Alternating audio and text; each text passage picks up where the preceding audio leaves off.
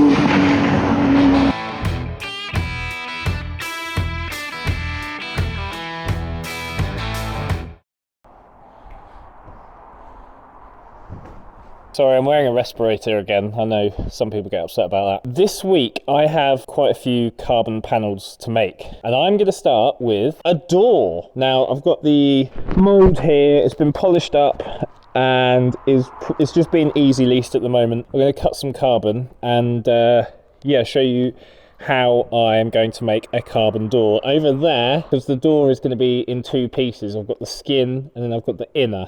The inner mould isn't quite as good as in the panel we took a mould off wasn't actually brilliant, so the inner isn't going to look like A1. But the skin of it should look pretty darn good.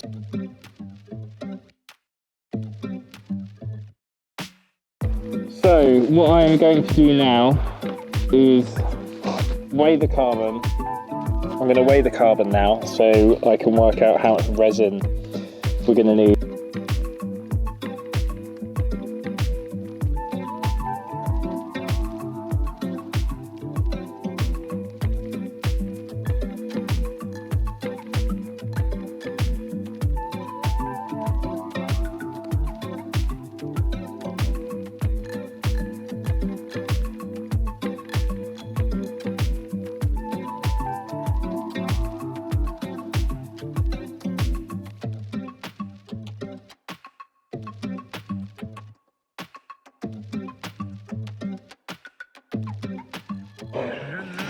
So as the rear of the door, we don't have a top part, we've only got this bottom section. So on the door skin, we need some reinforcement across the top.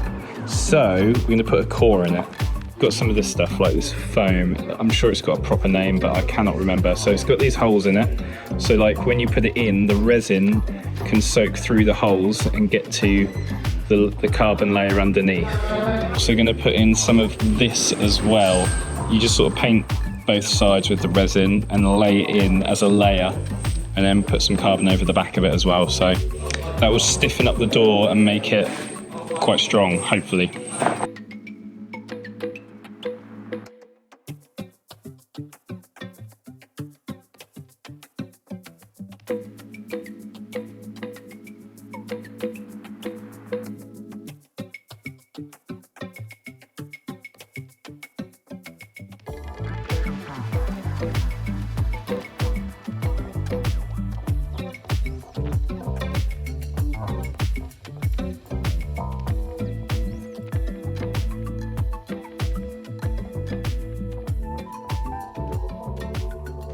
So here's the doors. So we've got some good, so shiny. On the back of this, so this is the door skin. You'll see what I've done here. So he's not fully trimmed this because we've got to fit it and then sort of fettle it. So he's left some extra on it, but you can see I've put some foam core along the top of this door here, just so it's sort of, you've got something to hold on to. And then you can see where I've just added some core reinforcement so it doesn't sort of like pant when you're going along, doesn't sort of flex or whatever, but it's solid as a rock. And then the bit that I was really worried about is this rear, like the inner of the door. Now the mould was rubbish, as in the part that I was moulding was rubbish. But considering I had a poor part to mould off, the actual carbon part has come out amazingly. This hasn't been cleaned up yet, but I'm actually shocked at how decent this came out considering how poor the steel part was. But what we'll do is I'm going to make some more doors because the bonding stuff that we use to bond these together, it goes off pretty quickly, so it'd be nice if I had a few more panels to bond in one go. But there's a door.